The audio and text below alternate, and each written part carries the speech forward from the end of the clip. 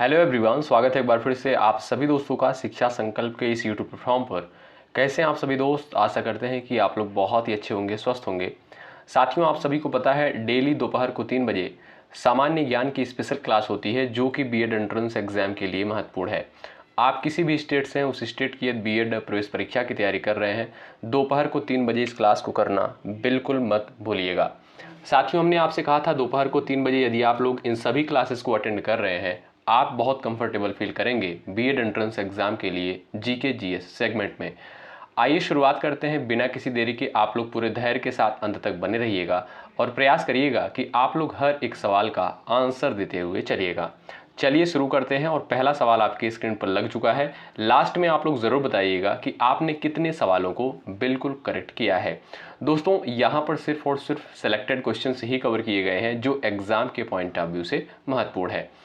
पहला सवाल स्क्रीन पर है, कहता है उस्ताद जाकिर हुसैन का संबंध किस वाद्य यंत्र से है? बता सकते हो आप सभी दोस्त, आंसर कर सकते हो। सितार, तबला, सरोद, बांसुरी। चलिएगा सभी लोग प्रयास करें, करेक्ट आंसर क्या हो जाएगा। साथियों, आप सभी को पता है उस्ताद जाकिर हुसैन जो है तबला वादक थे। ऑप्शन नंबर आपका बी यहाँ पर बिल्कुल राइट हो जाएगा। सवाल नंबर दूसरा देखिएगा, गुजरात में साबरमती आश्रम की स्थापना गांधी जी ने किस वर्ष की थी? बताइए। आंसर देने का प्रयास करें। यहाँ पर आपका करेक्ट आंसर क्या हो जाएगा, सभी लोग बताएं। चलिएगा आंसर देने का प्रयास करें। साथियों, याद रखिएगा 1917 में जो है महात्मा गांधी के द्वारा अहमदाबाद में साबरमती आश्रम की स्थापना करी गई थी। आपका बी ऑप्शन यहाँ पर बिल्कुल सटीक आंसर है। जो भी दोस्त ऑप्शन नंबर बी पर गए हैं वो बिल्कुल करेक्ट है। सवाल नंबर तीसरा देखिएगा, रविन्द्रनाथ टैगोर की गीतांजलि किसका संग्रह है? बताइए। उपन्यास का, नाटक का, कविता का, छोटी कहानियों का? सभी साथी आंसर देने का प्रयास करें। रविन्द्रनाथ टैगोर की गीतांजलि जो है किसका संग्रह है? बताएं। चलिएगा जो भी साथी जा रहे हैं ऑप्शन नंबर सी पर वो बिल्कुल यहाँ पर करेक्ट हो जाएंगे। साथियों, याद रखिएगा गीतांजलि जो है रविन्द्रनाथ टैगोर की काव्य रचना है जिसके लिए उन्हें नोबेल पुरस्कार दिया गया था। ऑप्शन नंबर आपका यहाँ पर थर्ड बिल्कुल राइट हो जाएगा। अगला सवाल देखें, प्लासी की लड़ाई किसके किसके मध्य हुई थी? आप सभी दोस्त आंसर कर सकते हो। यहाँ पर राइट आंसर क्या हो जाएगा, बताएं।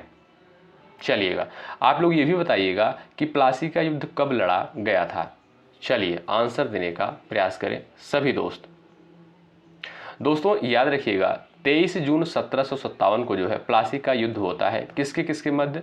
सिराजुद्दौला और रॉबर्ट क्लाइव के मध्य होता है। ऑप्शन नंबर आपका यहाँ पर थर्ड बिल्कुल राइट हो जाएगा। याद रखिएगा उस समय जो है यानी आप कह सकते हो सिराजुद्दौला जो था बंगाल का नवाब था। ऑप्शन नंबर आपका यहाँ पर दोस्तों थर्ड बिल्कुल राइट होगा। इंपॉर्टेंट सवाल है, याद रखिएगा। अगला सवाल देखें, भारत के किस राज्य में सबसे लंबी तटरेखा है? बताएं। केरल, गुजरात, उड़ीसा, महाराष्ट्र? आंसर देने का प्रयास करें। चलिएगा सभी लोग आंसर देने का प्रयास करें। भारत के किस राज्य में सबसे लंबी तटरेखा है? जो भी साथी ऑप्शन नंबर बी पर टिक कर रहे हैं वो बिल्कुल राइट हो जाएंगे। साथियों, याद रखिएगा गुजरात की तटरेखा जो है भारत में सबसे लंबी है। अगर पूछा जाए इसकी लंबाई कितनी है, आप कहोगे सर 1600 किलोमीटर। ठीक है, तो आपका यहाँ पर दोस्तों बी ऑप्शन बिल्कुल सटीक आंसर हो जाएगा। सवाल नंबर 6 देखिएगा। भाई लाइक की संख्या आप लोग बढ़ाते चलिएगा, आपके लिए बेहतर कंटेंट दिया जा रहा है। आपका कर्तव्य बनता है सेशन को जरूर से ज़रूर लाइक करें। एक लाइक से दोस्तों इसमें आपका कोई चार्ज, कोई पैसा नहीं लगता है। हिमाचल प्रदेश में कौन सा दर्रा स्थित है? बताएं। चलिए 4 ऑप्शन आपके सामने दे दिए गए हैं, आप सभी दोस्त आंसर देने का प्रयास करिएगा। चलिए भाई प्रयास करें। यहाँ पर जो भी दोस्त ऑप्शन नंबर ए पर टिक कर रहे हैं वो बिल्कुल करेक्ट हो जाएंगे। साथियों, याद रखें सीपीकीला दर्रा जो है ये हिमाचल प्रदेश में स्थित है। ए ऑप्शन आपका यहाँ पर बिल्कुल राइट हो जाएगा। सवाल नंबर नेक्स्ट देखिएगा, भारत में सबसे पुराना नदी घाटी परियोजना कौन सी है? बताएं। चलिए कौन सी नदी घाटी परियोजना जो है सबसे पुरानी नदी घाटी परियोजना है? सभी लोग आंसर कर सकते हो। यहाँ पर राइट आंसर क्या हो जाएगा? चलिए यहाँ पर दोस्त ऑप्शन नंबर आपका बी बिल्कुल राइट हो जाएगा। जो भी साथी बी ऑप्शन पर गए हैं वो बिल्कुल करेक्ट हो जाएंगे। दामोदर घाटी परियोजना जो है भारत की सबसे पुरानी नदी घाटी परियोजना है। इसकी शुरुआत कब होती है? 1948 में जो है इसकी शुरुआत होती है। आपका यहाँ पर बी ऑप्शन बिल्कुल राइट आंसर हो जाएगा। अगला सवाल देखें, सवाल नंबर 8। टिटनेस का कारण क्या है? बताइए, टिटनेस जो है किसके कारण होता है, किस बैक्टीरिया के कारण? सभी लोग आंसर कर सकते हो यहाँ पर। चलिए बताएं। सवाल नंबर 8 का सभी लोग आंसर देने का प्रयास करेंगे। आपका राइट आंसर क्या हो जाएगा कमेंट बॉक्स में आंसर करें। चलिए भाई,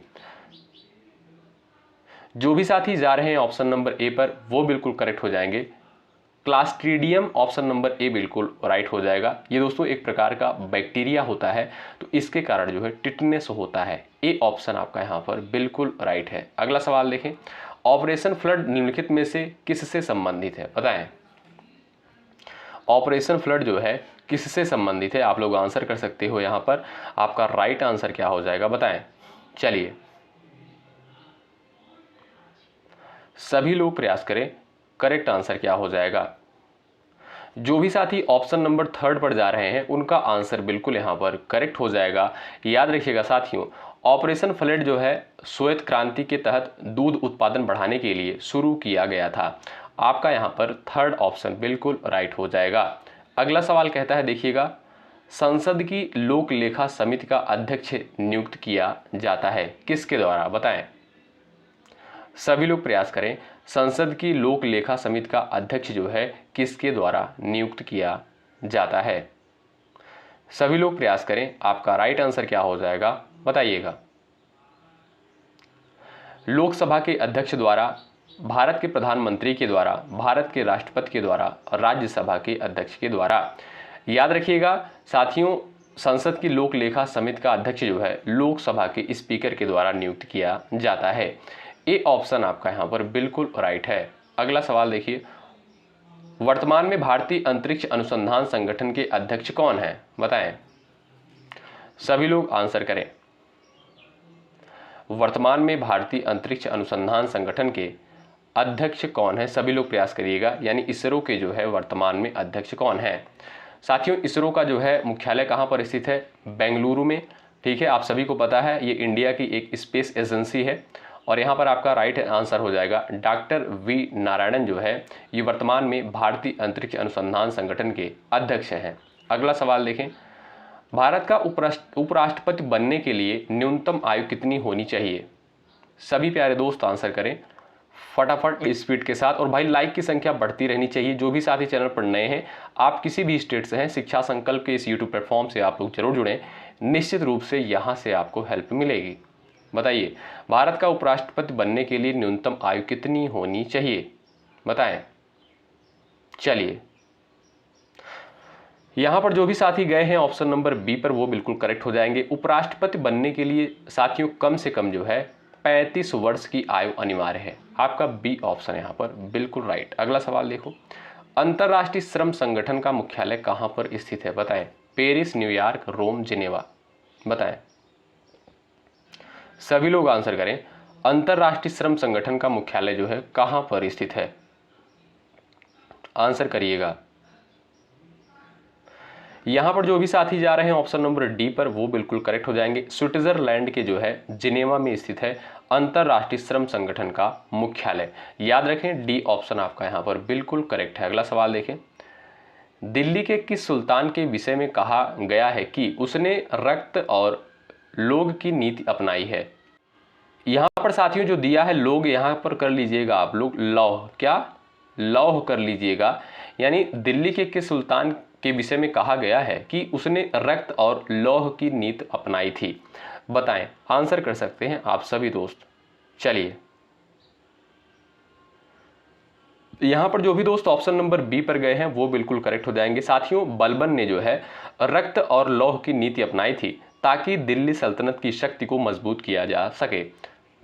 तो बी ऑप्शन आपका यहां पर राइट। अगला सवाल, लिंगराज मंदिर कहां पर अवस्थित है? बताइएगा, लिंगराज मंदिर जो है ये आपका कहां पर स्थित है? आंसर कर सकते हो आप सभी प्यारे साथी।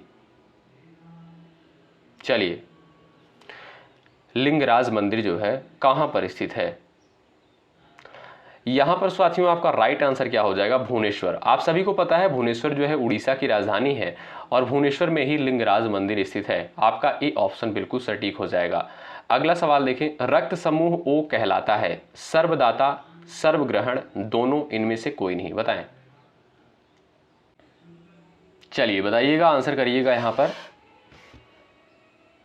सभी लोग प्रयास करें। रक्त समूह ओ जो है कहलाता है, आप कहोगे सर सर्वदाता, यानी ए ऑप्शन यहाँ पर करेक्ट हो जाएगा। यूनिवर्सल डोनर कहलाता है, ए ऑप्शन आपका राइट हो जाएगा। अच्छा, सर्वग्राही कौन सा ब्लड ग्रुप होता है? ए बी जो होता है दोस्तों, ये आपका सर्वग्राही होता है। ठीक है, आपका यहाँ पर एक ए ऑप्शन आपका यहाँ पर बिल्कुल राइट है। अगला सवाल देखें, निम्नलिखित में से कौन सा विकलांग व्यक्तियों का अंतर्राष्ट्रीय दिवस के रूप में मनाया जाता है? बताएं, सभी लोग प्रयास करें। राइट आंसर क्या हो जाएगा? आंसर करिएगा। विकलांग दिवस यानी अंतर्राष्ट्रीय विकलांग दिवस जो है कब मनाया जाता है? साथियों आप सभी को पता है 1 दिसंबर को जो है एड्स दिवस के रूप में मनाते हैं, 3 दिसंबर को जो है अंतर्राष्ट्रीय विकलांग दिवस के रूप में मनाया जाता है। बी ऑप्शन आपका यहाँ पर बिल्कुल सटीक हो जाएगा। सवाल नंबर अगला देखिए, डेसिबल इकाई का प्रयोग किसके मापन में किया जाता है? बताइए, डेसिबल इकाई का प्रयोग जो है बताइएगा किसके मापन में किया जाता है? चलिए सभी लोग आंसर करिएगा।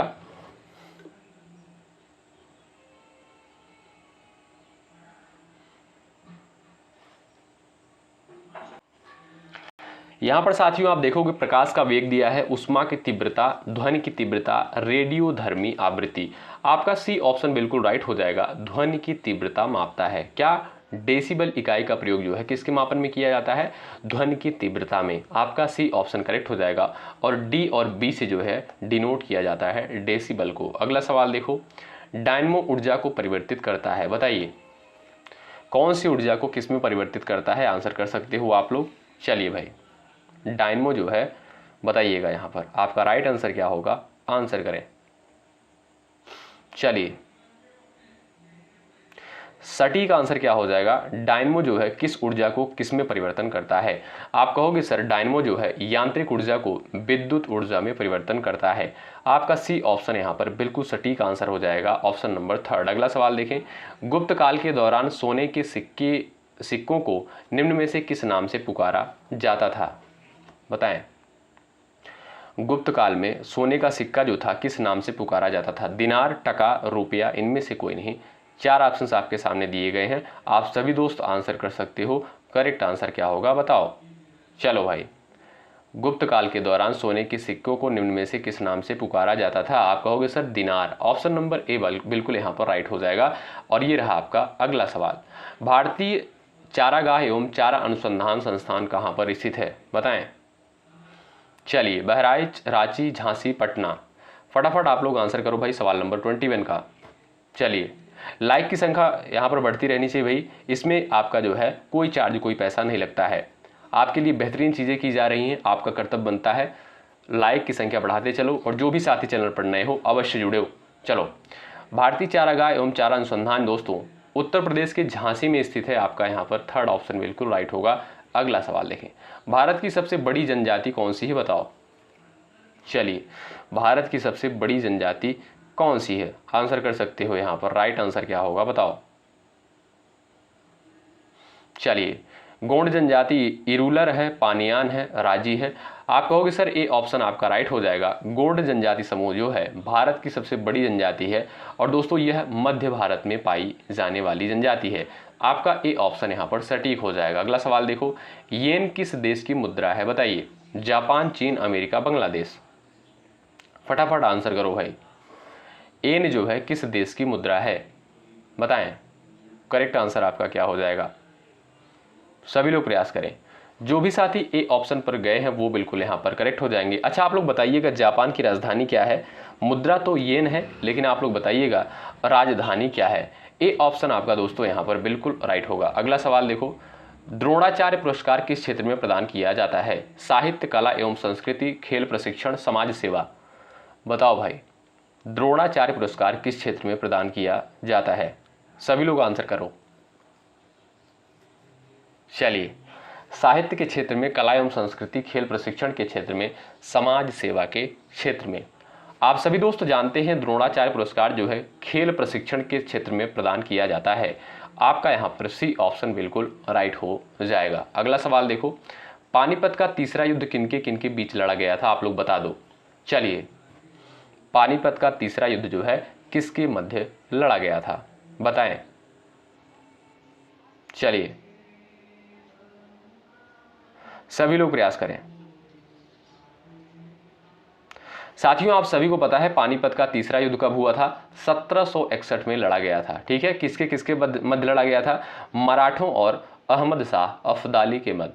ठीक है भाई, अहमद शाह अब्दाली। यहां पर आपका राइट आंसर क्या हो जाएगा, ऑप्शन नंबर डी बिल्कुल राइट है। ठीक है, अहमद शाह अब्दाली और मराठों के मध्य 1761 में पानीपत का तीसरा युद्ध लड़ा गया था। अगला सवाल देखें, भारत का प्रधानमंत्री बनने के लिए न्यूनतम आयु सीमा कितनी होनी चाहिए, बताइए। सभी लोग आंसर कर दो, 21 वर्ष, 25 वर्ष, 30 वर्ष, 35 वर्ष, बताएं। चलिए भाई आंसर करें, 21 वर्ष, 25 वर्ष, 30 वर्ष, 35 वर्ष। चार ऑप्शन आपके सामने दिए गए हैं, आप लोग आंसर कर सकते हो। यहां पर राइट आंसर आपका क्या होगा, बताएं। जो भी साथी ऑप्शन नंबर बी पर जा रहे हैं वो बिल्कुल राइट है, 25 वर्ष। अगला सवाल देखो, जब कोई राज्य राष्ट्रपति के शासन में के अंतर्गत होता है तब उसे राज्य का बजट कौन पारित करता है, बताएं। चलिए, जब कोई राज्य जो है राष्ट्रपति के शासन के अंतर्गत होता है तब उस राज्य का बजट कौन पारित करता है, राष्ट्रपति, संघीय मंत्रिपरिषद, संसद, वित्त मंत्रालय। चलिए भाई आंसर करें सभी लोग, महत्वपूर्ण सवाल है। चलिए साथियों, राष्ट्रपति के शासन के दौरान जो है राज्य का बजट संसद द्वारा पारित किया जा सकता है। आपका बी सी ऑप्शन यहां पर बिल्कुल राइट हो जाएगा। अगला सवाल देखें, नागार्जुन सागर परियोजना किस नदी पर बनी है, बताएं। चलिए सवाल नंबर 29 का आंसर करें फटाफट स्पीड के साथ, और अंत में अपना नाम स्कोर आप लोग जरूर बताइएगा कि आपने कितने सवालों को बिल्कुल राइट किया है। और यहाँ पर लगभग 50 क्वेश्चंस को रखा गया है। चलिए, नागार्जुन सागर परियोजना किस नदी पर बनी है। आप कहोगे सर यहाँ पर राइट आंसर हो जाएगा कृष्णा, ऑप्शन नंबर सी वाले साथी राइट। अगला सवाल देखो, श्वेतांबर और दिगंबर किस धर्म के हैं, बताइए। श्वेतांबर और दिगंबर जो है किस धर्म के हैं, आप सभी लोग आंसर कर सकते हो। चलिएगा, श्वेतांबर दोस्तों श्वेत वस्त्र धारण करते हैं यानी सफेद वस्त्र, और दिगंबर क्या होते हैं, ये जो है नग्न अवस्था में रहते हैं। आप कहोगे सर यहाँ पर राइट आंसर हो जाएगा ऑप्शन नंबर सेकंड, जैन धर्म से संबंधित हैं। आपका बी ऑप्शन यहाँ पर बिल्कुल राइट हो जाएगा। सवाल नंबर 31, वायुमंडल में ऑक्सीजन की मात्रा कितना प्रतिशत होती है, ये तो भाई सभी को पता होगा। चलो भाई आंसर करो, 18%, 21%, 78%, 39%, बताओ फटाफट आंसर करो भाई। 31 का यहाँ पर बताएं, वायुमंडल में ऑक्सीजन की मात्रा कितनी होती है। चलिए, आप कहोगे सर नाइट्रोजन जो है 78% होता है। बात करें कार्बन डाइऑक्साइड की 0.03% होता है, और यहाँ पर 21% जो है ऑक्सीजन की मात्रा होती है। आपका बी ऑप्शन यहाँ पर बिल्कुल सटीक है। अगला सवाल, जय जवान जय किसान का नारा किसके द्वारा दिया गया, बता दो, सब लोग आंसर कर दो। अच्छा, ये क्लास साथियों आप सभी को पता है 3 बजे प्रोवाइड करी जाती है, लेकिन आज थोड़ा सा लेट हो गया है, उसके लिए क्षमा करिएगा हमें। चलिए, जय जवान जय किसान का नारा जो है किसके द्वारा दिया गया, सभी लोग प्रयास करें। आप कहोगे सर यहाँ पर राइट आंसर हो जाएगा लाल बहादुर शास्त्री को, ऑप्शन नंबर 3 बिल्कुल राइट हो जाएगा। जय जवान जय किसान का नारा जो है लाल बहादुर शास्त्री के द्वारा दिया गया। आपका सी ऑप्शन करेक्ट। अगला सवाल, गैस एजेंसियों द्वारा सिलेंडरों में भरकर दी जाने वाली कुकिंग गैस है, बताइए। द्रव, गैस, ठोस, एक घोल, बताइएगा। सभी लोग प्रयास करें, आपका राइट आंसर क्या हो जाएगा, बताएं। चलिएगा साथियों, गैस सिलेंडरों में जो गैस भरी जाती है वो लिक्विड फॉर्म में होती है। आपका यहाँ पर ए ऑप्शन बिल्कुल राइट हो जाएगा, जिसे बोलते हैं लिक्विड पेट्रोलियम गैस, यानी एलपीजी का फुल फॉर्म क्या होता है, लिक्विड पेट्रोलियम गैस। अगला सवाल देखो, विटामिन बी की कमी से कौन सी बीमारी होती है, बताइएगा। विटामिन बी की कमी से कौन सी बीमारी होती है। चलिए, सभी लोग आंसर करें, बताएं। यहाँ पर जो भी साथी जा रहे हैं ऑप्शन नंबर सी पर वो बिल्कुल करेक्ट हो जाएंगे। यहाँ पर आपका थर्ड ऑप्शन बिल्कुल राइट हो जाएगा। ठीक है भाई। अगर बात करें दोस्तों सूखा रोग की, आप सभी को पता है विटामिन डी की कमी के कारण होता है। रतौंधी आपका विटामिन ए कमी के कारण होता है। बेरी जो है विटामिन बी की कमी के कारण होता है। अगला सवाल देखो, भारत में कितने वर्ष के अंतराल के बाद जो है जनगणना की जाती है? चलो भाई आंसर करो। भारत में कितने वर्ष के अंतराल के बाद जनगणना करी जाती है? बताएं। 5 वर्ष, 10 वर्ष, 7 वर्ष, 8 वर्ष। आप कहोगे सर 10 वर्ष के अंतराल पर जो है भारत में जनगणना करी जाती है। ऑप्शन नंबर बी आपका बिल्कुल राइट हो जाएगा। अगला सवाल देखो, रेफ्रिजरेटर में कौन सा गैस द्रव का प्रयोग किया जाता है? बताइए, सभी लोग आंसर करें।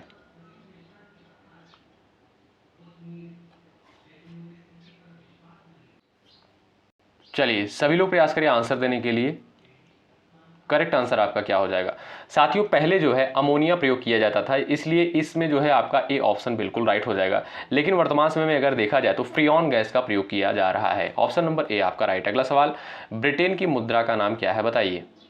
चलिए भाई सभी लोग आंसर कर सकते हो। यहाँ पर करेक्ट आंसर आपका क्या हो जाएगा? बताइए, ब्रिटेन की मुद्रा का नाम क्या है? डॉलर, दिनार, फ्रैंक, पौंड। सभी लोग आंसर कर सकते हो। आपका राइट आंसर क्या हो जाएगा? बताइएगा। यहाँ पर जो भी साथी जा रहे हैं पाउंड पर, वो आपका यहाँ पर डी ऑप्शन बिल्कुल राइट हो जाएगा। अगला सवाल देखें भाई, भारत का कौन सा प्रदेश रबड़ का सबसे अधिक उत्पादन करने वाला है? बताइए। आंसर कर सकते हो आप सभी दोस्त, बताएं। रबर उत्पादन में जो है सर्वप्रथम कौन सा राज्य है भारत का? केरल, तमिलनाडु, आंध्र प्रदेश, महाराष्ट्र। आप कहोगे सर यहाँ पर ए ऑप्शन बिल्कुल राइट हो जाएगा, केरल। ए वाले साथी यहाँ पर राइट है। अगला सवाल, सवाल नंबर नेक्स्ट, हमारे शरीर में पित्त रस कहाँ पैदा होता है? बताइए। चलिए, यकृत, अग्नाशय, तिल्ली और यहाँ पर गुर्दा। 4 ऑप्शन आपके सामने दिए गए हैं। बताइएगा पित्त रस जो है कहाँ पर बनता है? चलिए, जो भी साथी जा रहे हैं ऑप्शन नंबर ए पर वो बिल्कुल राइट हो जाएंगे। यकृत यानी लीवर में जो है पित्त रस बनता है। ऑप्शन नंबर ए वाले साथी यहाँ पर बिल्कुल करेक्ट हो जाएंगे। अगला सवाल देखिएगा, सवाल नंबर नेक्स्ट, निम्नलिखित में से भारत का नेपोलियन जो है किसे कहा जाता है? सभी को पता होगा। चलो, भारत का नेपोलियन जो है किसे कहा जाता है? बताओ भाई, सभी लोग आंसर करो फटाफट। चंद्रगुप्त मौर्य को, समुद्रगुप्त को, अशोक को, हर्षवर्धन को। चलिए, आप सभी दोस्त जानते हैं समुद्रगुप्त को। ऑप्शन नंबर बी करेक्ट हो जाएगा। भारत का नेपोलियन जो है समुद्रगुप्त को कहा जाता है। बी ऑप्शन आपका राइट। अगला सवाल देखो, लाल रक्त कण आरबीसी शरीर के किस अंग में बनता है? बताइए। 3 ऑप्शन इस क्वेश्चन में दिए गए हैं, आप लोग आंसर कर सकते हो। लाल रक्त कण यानी आरबीसी शरीर के किस अंग में बनता है? चलिए सभी लोग प्रयास करें। जो भी दोस्त ऑप्शन नंबर ए को सिलेक्ट कर रहे हैं वो बिल्कुल राइट है। अस्थि मज्जा में जो है आरबीसी का निर्माण होता है। ए ऑप्शन वाले साथी बिल्कुल राइट। अगला सवाल, राज्यपाल की नियुक्ति किसके द्वारा करी जाती है? आंसर कर दो। चलिए, राज्यपाल की नियुक्ति जो है किसके द्वारा करी जाती है? बताएं। प्रधानमंत्री, मुख्यमंत्री, राष्ट्रपति, मुख्य न्यायाधीश। 4 ऑप्शन आपके सामने दे दिए गए हैं। छाप दो सभी लोग आंसर। और भाई लाइक की संख्या बढ़ती रहनी चाहिए। चलो, और जो भी साथी चैनल पर नए हैं जरूर जुड़ जाइएगा, सब्सक्राइब करके बेल आइकन को जरूर प्रेस कर लीजिएगा। चलिए, राज्यपाल की नियुक्ति दोस्तों यहां पर आप कहोगे सर राष्ट्रपति के द्वारा करी जाती है। ऑप्शन नंबर आपका थर्ड बिल्कुल राइट। अगला सवाल, डिस्कवरी ऑफ इंडिया पुस्तक के राइटर कौन है? बताइए। डिस्कवरी ऑफ इंडिया पुस्तक के राइटर कौन है? जयप्रकाश नारायण, जवाहरलाल नेहरू, मौलाना अब्दुल कलाम आजाद, इंदिरा गांधी। 4 ऑप्शन आपके सामने दे दिए गए हैं, आंसर कर दो। Discovery of India. आप सभी दोस्त जानते हैं डिस्कवरी ऑफ इंडिया पुस्तक के राइटर जवाहरलाल नेहरू हैं। ऑप्शन नंबर आपका यहां पर बी बिल्कुल राइट। अगला सवाल, कौन सी गैस वायुमंडल की ओजोन स्तर को अपघटित करती है? बताइए। चलिए, कौन सी गैस जो है वायुमंडल की ओजोन परत को हानि पहुंचाती है? आप लोग आंसर कर सकते हो। राइट आंसर क्या हो जाएगा? बताओ। Chlorofluorocarbon, carbon dioxide, carbon monoxide, methane. 4 option दिए गए हैं, एक आपको सिलेक्ट करना है। बताइए, आंसर करो आप लोग। जो भी दोस्त जा रहे हैं ऑप्शन नंबर यहाँ पर ए पर, वो बिल्कुल राइट हो जाएंगे। क्लोरोफ्लोरोकार्बन, ए ऑप्शन वाले साथी यहाँ पर बिल्कुल राइट हैं। CFC option number A correct है, जो ओजोन स्तर को जो है अपघटित करती है। अगला सवाल देखो, निम्नलिखित में से किस स्थान पर कुंभ मेला नहीं लगता है? बताइए, सभी लोग प्रयास करें। उज्जैन, प्रयागराज, हरिद्वार, वाराणसी, आंसर करिएगा। चलिए साथियों, उज्जैन, प्रयागराज, हरिद्वार, यहाँ तीनों स्थान पर जो है आप कहोगे सर कुंभ मेला लगता है, लेकिन वाराणसी में जो है कुंभ मेला नहीं लगता है। आपका डी ऑप्शन यहाँ पर दोस्तों बिल्कुल राइट हो जाएगा। अगला सवाल देखो, निम्नलिखित में से कौन सा ग्रह नहीं है? बताइए, कौन सा ग्रह जो है नहीं है? शनि, बृहस्पति, बुध। चलिए, बुध साथियों आप सभी को पता है ये सबसे छोटा ग्रह है, बृहस्पति जो है सबसे बड़ा ग्रह है, शनि जो है सबसे अधिक इसमें वलय पाया जाता है, और यहाँ पर बी ऑप्शन जो दिया है सूर्य। दोस्तों सूर्य जो है एक ग्रह नहीं है, बल्कि ये क्या है? एक तारा है। ऑप्शन नंबर आपका बी बिल्कुल राइट हो जाएगा। ठीक है, अगला सवाल देखो, आर्यभट्ट तथा एक प्रसिद्ध है, बताएं क्या थे? आर्यभट्ट क्या थे बताइएगा, आंसर करिएगा फटाफट। चिकित्सक, चित्रकार, खगोलवेत्ता, वैज्ञानिक, सभी लोग आंसर करो। चलिएगा, यहां पर जो भी साथी जा रहे हैं ऑप्शन नंबर थर्ड पर, वो बिल्कुल राइट हो जाएंगे। आर्यभट्ट साथियों प्रसिद्ध भारतीय खगोल शास्त्री और गणितज्ञ थे। ऑप्शन नंबर आपका थर्ड बिल्कुल राइट होगा। अगला सवाल देखिएगा, कथकली निम्नलिखित में से कौन से राज्य का शास्त्रीय नृत्य है? बताएं, केरल, कर्नाटक, बंगाल, पंजाब। छाप दो सभी लोग आंसर भाई फटाफट स्पीड के साथ। कथकली निम्नलिखित में से कौन से राज्य का शास्त्रीय नृत्य है? बताइए। चलिए, जो भी दोस्त ऑप्शन नंबर ए को टिक कर रहे हैं वो बिल्कुल भाई राइट है। ए ऑप्शन वाले साथी यहां पर चले जाएंगे, बिल्कुल करेक्ट। अगला सवाल आपके स्क्रीन पर है, राष्ट्रीय विज्ञान दिवस कब मनाया जाता है? छाप दो सभी लोग आंसर। चलिए, राष्ट्रीय विज्ञान दिवस जो है कब मनाया जाता है? सभी लोग आंसर करें। चलिए, आप सभी दोस्तों को पता है प्रत्येक वर्ष 28 फरवरी को जो है राष्ट्रीय विज्ञान दिवस के रूप में मनाया जाता है। आपका बी ऑप्शन साथियों यहाँ पर बिल्कुल राइट हो जाएगा। ठीक है भाई, बी ऑप्शन वाले दोस्त यहाँ पर राइट हो जाएंगे। सवाल नंबर नेक्स्ट, और ये आपके सामने लास्ट क्वेश्चन है, राष्ट्रीय युवा दिवस कब मनाया जाता है? सभी लोग आंसर छापेंगे फटाफट स्पीड के साथ। चलिएगा, सवाल नंबर 50 का आंसर आप सभी को देना होता है, आप सभी दोस्तों को पता है। आप लोग इस सवाल का आंसर करिएगा, सवाल नंबर 50 का। और आप लोग ज़रूर बताइएगा साथियों कि आपने कितने सवालों को इन 50 सवालों में से करेक्ट किया है। अच्छा, क्वेश्चन नंबर 50 का आंसर भाई जो भी सबसे पहले करेगा उसका आंसर कमेंट बॉक्स में पिन कर दिया जाएगा। इससे ये भी पता चलेगा कि ऐसे कितने दोस्त हैं, ऐसे कितने साथी हैं जो अंत तक क्लास में बने रहे थे। आज देखिएगा ये क्लास लेट हो गई है, आपको लगभग 4:15 बजे तक हो सकता है ये क्लास प्रोवाइड करी जाए, क्योंकि थोड़ा सा लेट हो गई। 3 बजे क्लास आपको प्रोवाइड करी जाती है, आप सभी को पता है, लेकिन लेट हो गई, उसके लिए क्षमा प्रार्थी हूँ। और आप लोग अगर 11:30 बजे वाली क्लास नहीं देखें, टीचिंग एप्टीट्यूड की जरूर कवर कर लीजिएगा, उसमें मोस्ट इंपॉर्टेंट क्वेश्चंस को कवर किया गया है। और आप सभी को पता है 3 बजे जीके जीएस की क्लास होती है और रात को 8:30 बजे सामान्य हिंदी की क्लास होती है। तो इन सभी क्लासेस को आप लोग अटेंड करते रहें। मिलते हैं आपसे नेक्स्ट क्लास में, तब तक के लिए बाय बाय, टेक केयर। मेहनत के साथ तैयारी में लगे रहें, पढ़ते रहें, सोना कम कर दें। शुक्रिया, जय हिंद, जय भारत।